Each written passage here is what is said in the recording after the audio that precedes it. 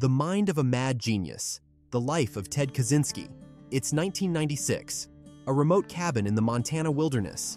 FBI agents surround a tiny, weather-beaten structure, barely big enough to stand in. Inside, they find what they've been searching for nearly 2 decades: bomb parts, journals, and a man, disheveled, wiry, staring at them with eyes that have seen more trees than people in the last 25 years. His name is Ted Kaczynski. The world would soon know him as the Unabomber, a man who would enter history as one of America's most notorious outlaws, a lawless legend. But before the manifesto, before the bombs, before the manhunt, there was a boy, a genius, a recluse, a student, a victim, and a man shaped by modernity and determined to destroy it. This is the life of Theodore John Kaczynski, the boy who didn't belong. Ted Kaczynski was born in Chicago on May 22, 1942. His parents, Wanda and Theodore Sr., were working-class Polish Americans who placed immense value on education. His father worked at a sausage factory, and his mother was a homemaker with an interest in science and learning. From the start, Ted was different. At 6 months old, he suffered a severe allergic reaction that required him to be hospitalized in isolation. According to family reports, the cheerful, smiling baby that entered the hospital was replaced by a quiet, unresponsive child after the experience. Some psychologists believe this trauma created a foundational fear of intimacy and rejection that would follow Ted for the rest of his life. He excelled in school, skipping grades twice due to his exceptional intelligence. His IQ was later tested at 167, but skipping ahead left him socially isolated. He was bullied, mocked for his lack of athleticism and quiet demeanor. Still, he maintained top grades, retreating into books and mathematics. Harvard and the human experiment. At just 16 years old, Ted entered Harvard University on a scholarship. He was placed in Eliot House, a residence with a reputation for intellectual rigor. The social gap between him and his peers only widened. They were wealthy, worldly, socially adept. Ted was younger, quieter, more intense, but his academic performance was exceptional. He focused heavily on mathematics and philosophy, showing a talent for logic and abstract reasoning.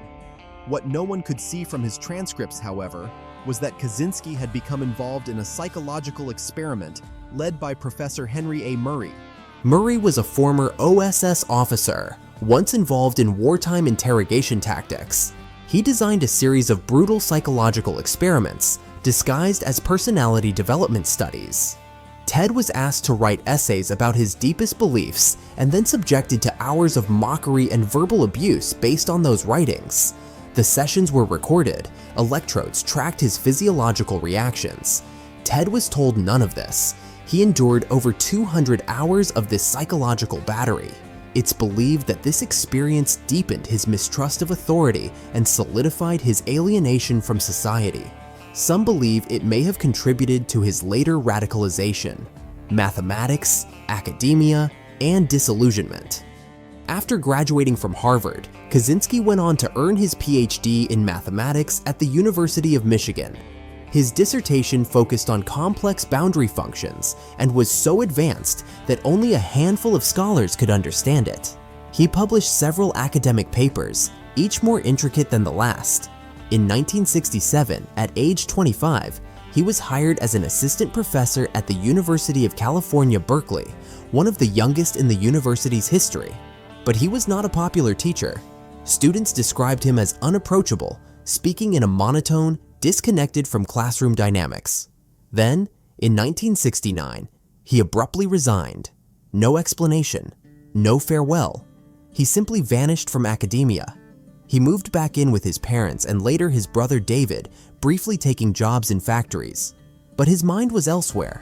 He was formulating a new philosophy, one that saw technological progress not as a triumph, but as a curse.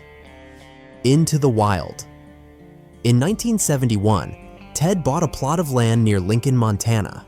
There, he built a 12 by 10 foot cabin with no electricity or running water. He lived off the grid, hunting rabbits, growing vegetables, and reading voraciously. His reading list included works of philosophy, political theory, and ecology. He watched as logging roads crept into his forest sanctuary. The more he saw of industrial development, the angrier he became. He began to believe that technology was enslaving humanity, robbing people of their autonomy, their dignity, and their connection to nature. Over time, he began to consider violence as a means of protest. He believed that small targeted acts of terror could disrupt the system and awaken the public. The bombing campaign begins. In 1978, the first bomb was sent to a university professor. It injured a campus police officer. The FBI was alerted, but the device was so primitive that few expected a serial campaign. But the bombs kept coming. Over the next 17 years, Kaczynski sent or placed 16 bombs, targeting universities, airline executives, computer store owners, and technologists. He killed 3 people and injured 23. His bombs became increasingly sophisticated. He avoided detection by mailing devices from distant cities, using false return addresses, and creating decoys to throw off investigators. By the mid-1980s, the FBI launched the Unabomber task force. The codename stood for University and Airline Bomber. It became the longest and most expensive investigation in FBI history. The manifesto. In 1995, Kaczynski took his campaign to a new level. He sent a letter to the New York Times and the Washington Post, offering to end his attacks if they published his 35,000-word manifesto, titled Industrial Society and Its Future. The manifesto was a sweeping critique of modern technological society. He argued that technology eroded human freedom, created psychological suffering, and was leading to environmental destruction. After much debate, the FBI and the newspapers agreed to publish it. Their hope? Someone might recognize the writing. Someone did. The brothers' dilemma. David Kaczynski, Ted's younger brother, had long been worried about Ted's mental state. When David's wife, Linda Patrick, read the manifesto in the Washington Post, she immediately noticed similarities in tone, vocabulary, and content to earlier letters Ted had written to family members. David and Linda quietly began collecting Ted's old writings and comparing them to the manifesto. What they found disturbed them deeply. Phrases, metaphors, and arguments matched almost exactly. David had always seen signs of Ted's hostility toward modern society, but this felt like confirmation. Torn between loyalty and morality, David contacted a private investigator and then a lawyer. They brought their findings to the FBI. The FBI took the tip seriously. They conducted a linguistic analysis of the writings, and the results were unmistakable. This was their man.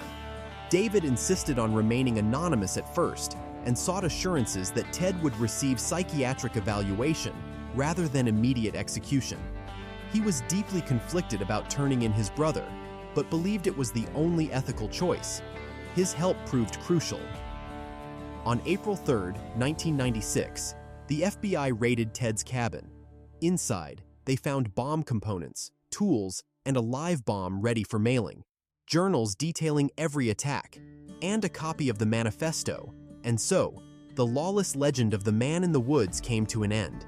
Not with a shootout, but with a brother's love and a wife's careful eye. Ted Kaczynski was arrested without incident. Trial and incarceration. The trial was a media spectacle. Ted insisted he was not mentally ill, but his defense team attempted to pursue an insanity defense, believing it was his only chance to avoid the death penalty. Kaczynski objected fiercely. He attempted to fire his lawyers and represent himself. When that failed, he accepted a plea deal to avoid execution. He was sentenced to life in prison without parole and incarcerated at ADX Florence, a supermax facility in Colorado known as the Alcatraz of the Rockies. The prison years. At ADX Florence, Kaczynski spent 23 hours a day in a 7 by 12-foot cell. He was allowed 1 hour of exercise alone in a concrete yard. No access to news, no visitors beyond legal counsel and approved correspondence. Yet, he remained mentally active. He exchanged letters with journalists, academics, and followers. He wrote essays, updated his manifesto, and continued to critique modern society. He even developed relationships with other high-profile inmates, including Timothy McVeigh. women, and writings.